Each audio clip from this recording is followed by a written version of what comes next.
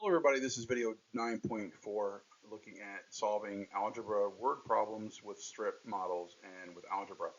We're going to be building on some of the ideas that we've seen in the previous sections, especially 9.3, and using strip models that we've seen over the course of the semester. So we're taking a couple of big ideas that we've seen in the past and putting them together to look at how to solve these algebra word problems. I'm also going to go through and explain how we would solve them symbolically, the way that you probably learned it when you first saw it.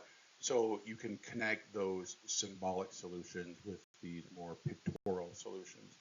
But we'll tie all of it together and hopefully it'll make sense. So let's get started. So like I mentioned, we're going to be using this not to replace the uh, the symbolic form, the algebraic form. We're using this as a concrete model to help support that, as a way to sort of build into that. So as we've talked about a lot over the course of the semester, we don't want to use just a concrete model without the abstraction into variable, because some of the problems that students are going to be seeing, they're going to be too complicated for students to solve drawing a ton of pictures, especially when we get into larger and larger algebraic systems, which wouldn't be in an elementary classroom or even a middle school classroom, but we need that abstraction eventually. And again, we don't want the abstraction that's not tied to a concrete model, because then we're just doing things without understanding what it is that we're doing. So we need to have these two things connected. Um, the way that we're going to do these problems, there's nothing really new to the algebra. It's just the representation that might be new for a lot of you. So we're just presenting it in a way that hopefully makes more sense for your students and makes more sense for you. So be looking at what's different, because that's the part that you're going to be learning, but also take some time to make sure that what you see looks familiar and does look comfortable, and that it is tied to something that you understand. Um, so this shouldn't be all brand new, even though the use of the pictures might be a different way for you to understand how we're solving these algebraic problems. So we're going to look at three problems, and I'm going to go through sort of how to set up and understand these problems, and then we'll leave off with a checkpoint problem as usual. So the sample problem one here, we've got Lester is 10 years older than Earl, and uh, we know that their total age is 94 years old. So how old are Lester and Earl? So we're going to set this up using a strip model. I'm going to write over here that we've got Lester over here and we've got Earl over here. And I'm going to denote Earl by some sort of rectangle. So this rectangle is my Earl rectangle. And my Lester rectangle is my Earl rectangle plus 10. Now, it's important to note that this is not drawn to scale. If it was drawn to scale, that would imply that we knew how old Earl was, and if we knew how old Earl was, we wouldn't be doing the problem. If we knew how old Earl was, we'd just add 10 to it, and we'd know how old Lester was. So it'd be okay, be comfortable with this not being drawn to scale. So we've defined these two things here. We've got the Earl rectangle. Lester is 10 more than Earl. So we've got essentially the Lester rectangle. So if I connect these two things together, so here's Lester.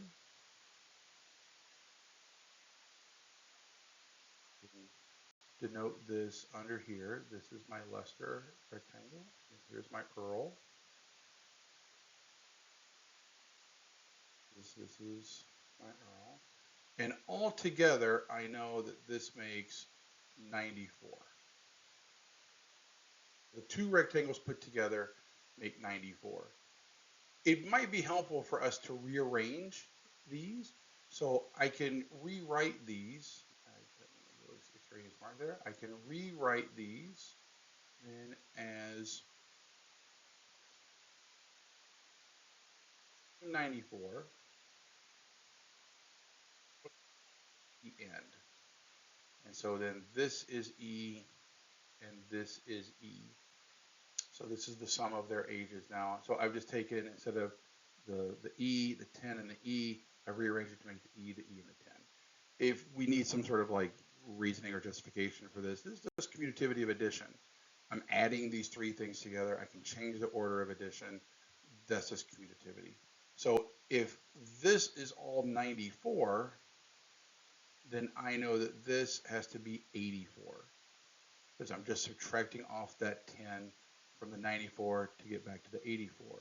So if two E's make an 84, then I can cut that 84 in half, and this makes 42. So Earl's age has to be 42 years old, and Lester's age is going to be 10 more than that, 52. And if I add those together, 42 and 52, sure enough, make the 94 that we had from the beginning. So everything checks out the way that it should. I want to point out that the way that you first learned to solve this problem, you might have learned this as sort of a 2x2 system. You might have learned this as Lester is Earl plus 10, and then Earl plus Lester is 94. And then we could do substitution on this because L is all of this. We could substitute that into that L, and then we get E plus 10 equals 94. And you can see that we're back to this picture, right? So what we have here from this picture here is the same thing as what we get from this equation here. So you should see a connection between everything that's going on here. And you could probably even tell that this first equation, let me switch to a different color. So this first equation here is the same as this first rectangle here, and this second equation is the same as this second equation. What I do want you to notice is that we didn't really introduce two variables. We did all of this in one variable. So even though you might think of this as two variables into equations, starting off, we kind of want to do all of this in just one equation and one variable. And we're implicitly kind of defining what L is here, but we just never call it L. We acknowledge that's Lester's age. Like we know where this E plus 10 came from, but we're not introducing a second variable because then that means we need to introduce a second equation. And now we need sort of like, we need different tools in order to solve a 2x2 system rather than just solving a 1x1, a one equation, one variable system. So if you're wondering why we're not solving it like this, it's honestly because it's more complicated than it needs to be for what we're doing. We can just do all of this with one equation. So if we know the two ages, we could just call this Earl plus Lester. Ages equals 94. And so if we were setting this up as a 1x1 system, Earl's age we could just call E. Lester's age is just E plus 10. We can set it up directly as one equation like this. You know, we're back to where we were at the end, this end picture. We get 2E plus 10 equals 94. Subtract the 10 from both sides. This should all look really familiar because it mirrors what we did with divides by 2. Let me clean this up a little bit. Divide both sides by 2, and so E is 84 divided by 2 is 42. This might be the symbolic way that you think about it. Again, there's nothing wrong with that. We just want to be able to tie it to this strip model that might be a little bit more approachable for students.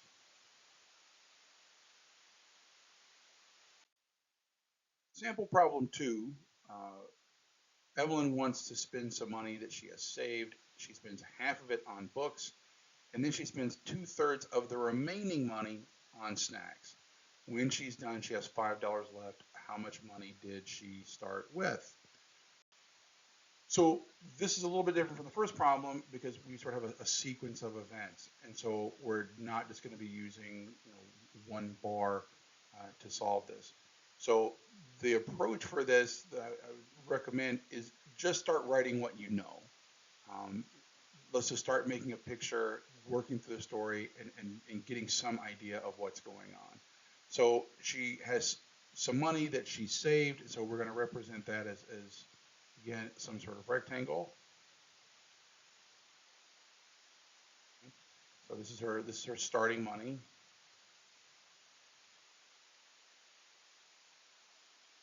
Now she's going to spend half of that on books. So this is how much she spent on books. We can kind of shade this in. And this is how much she spent on books. Now, of what's left, she's going to spend 2/3. So we're going to cut this remaining rectangle in thirds. We're going to pretend like these three are the same size. So she spends 2/3 of this on snacks.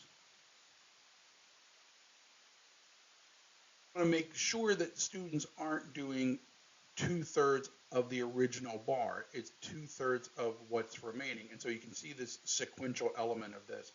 We can't draw this second rectangle until we've figured out what's going on with the first rectangle. We've taken this starting amount, we've cut it in half, we've shaded off this amount that's being spent on books, and now we know of what to take this 2/3. What's left, if we change colors here, so this is how much is left, and we know that's $5. Because this was cut into thirds, if that's $5, then so is this, and so is this. So we know that this total amount here was $15. This whole rectangle had to be $15. If it was cut into thirds and one of the remaining thirds was $5, the whole thing has to be 15. So if that whole rectangle is 15, then this whole rectangle is 15, which means this rectangle was 15, which meant that she started off with $30. Right? So once we find out how much each of these little boxes is, we work back until we find out the original rectangle, which was our starting money rectangle, how much it was worth. If we wanted to solve this in sort of the traditional way, we might say that her starting money, section this off here, let's call her starting money M. And so this is 1/2 of this is how much she spent on books. And then of that, we want to take 1/3 of that is remaining.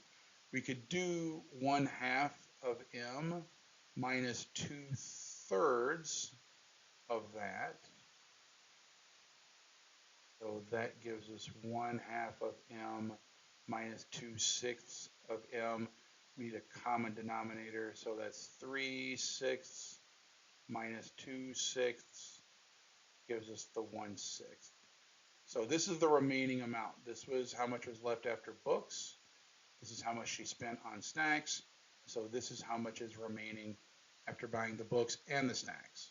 And that should track with what we see from this model, right? So this was 1/2, and then we cut that half into thirds. These all become sixths.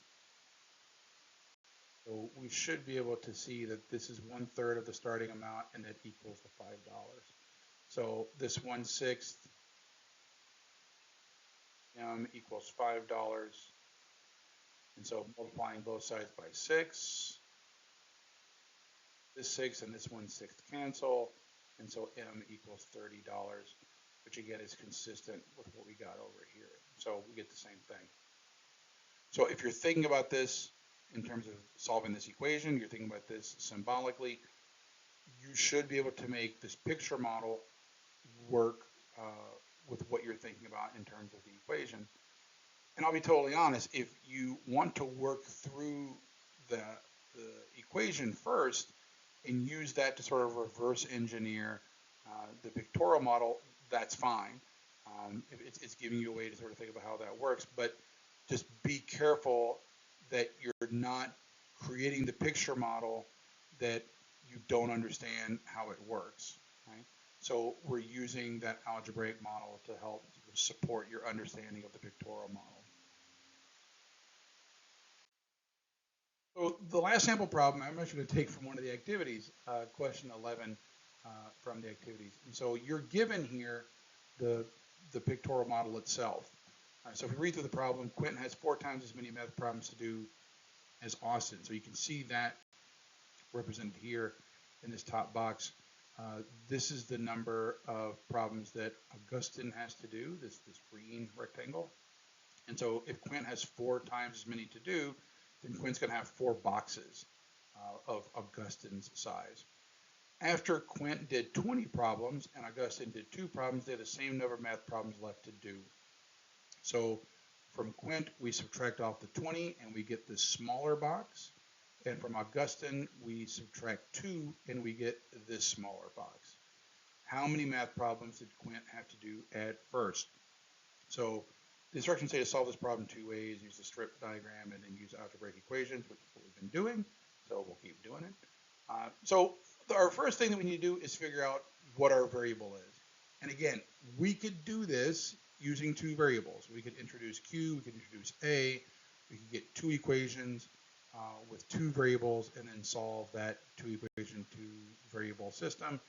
But that's mechanically more than we probably need to get into for this class. So we want to try to find a way to do this just using the 1 variable. I'm going to call this P for problems down here. And so we're going to say that this box down here is P. It's not the only way to do it. We could certainly call these bigger boxes up here. We could call that our variable, P or X or K or whatever variable you want to use.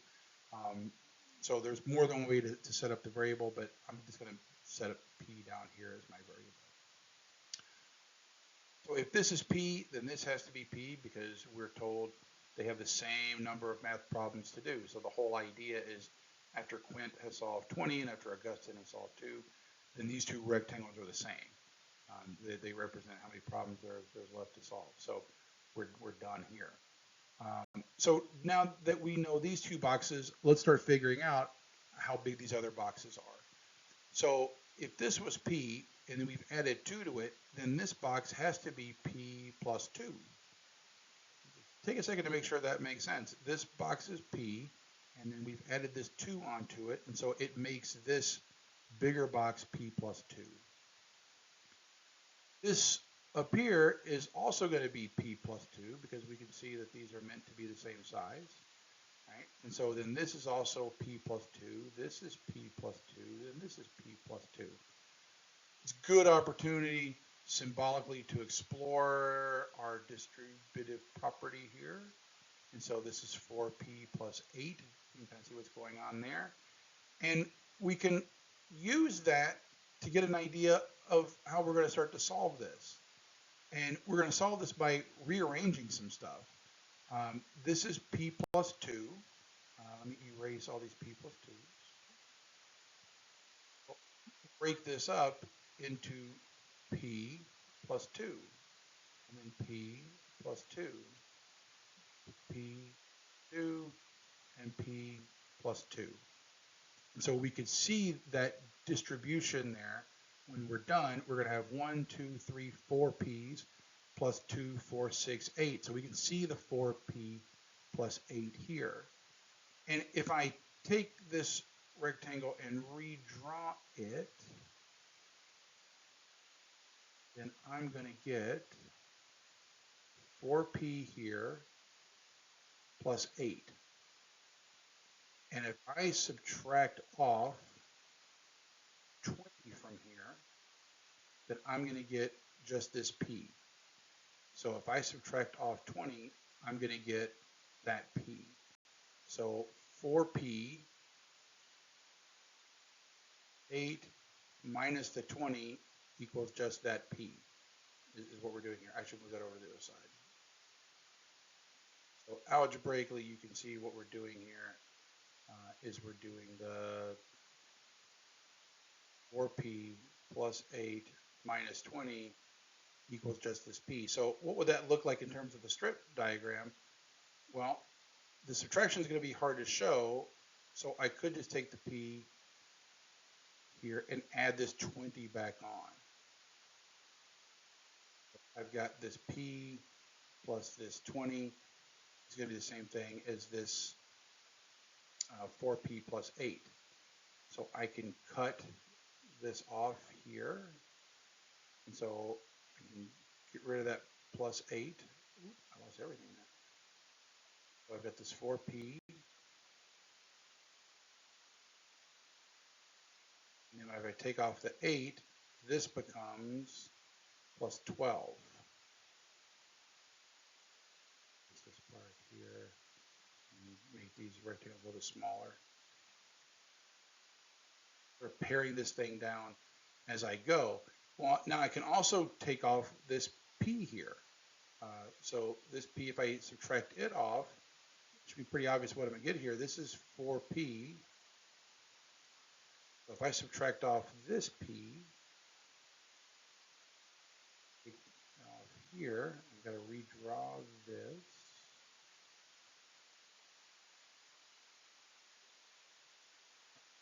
What's left? Well, I had 4p and I subtracted off a p.